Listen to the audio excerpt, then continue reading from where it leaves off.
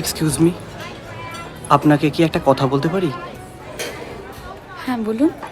না, মানে ব্যাপারটা হয়তো আপনার বোকা বোকাও লাগতে পারে। আসলে আমরা তো এখন একই জায়গায় আছি। মানে মানে এখানে, এই রেস্টুরেন্টের মধ্যে। এদিকে আমার মধ্যে হয়েছে কি, আপনাকে আমি রোজ এখানে আসতে দেখি, ইভেন আপনাকে দেখবো বলে এখানে বসেও থাকি।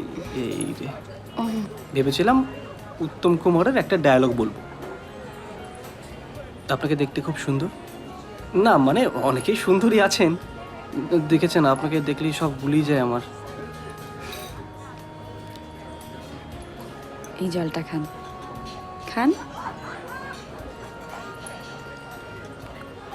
এবার একটা জোরে শ্বাস নিয়ে পুরো কথাটা গুছিয়ে বলুন, আমার বুঝতে সুবিধা হবে।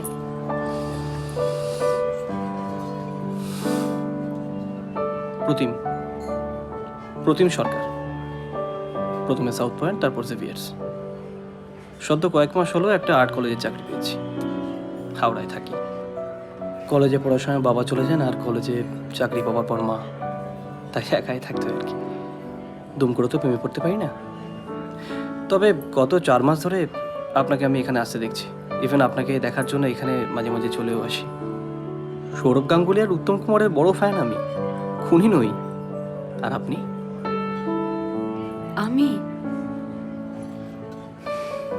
আমি দিনের পর দিন এখানে এসে একজনের জন্য অপেক্ষা করি। কেন করি নিজেও জানি না। যাকে আপনার সাথে পরিচয় হয়ে খুব ভালো লাগলো। বলছিলাম, তাহলে একদিন আমি আর আপনি তো কোথাও দেখা তো করতেই পারি। হ্যাঁ নিশ্চয়ই। আসছি।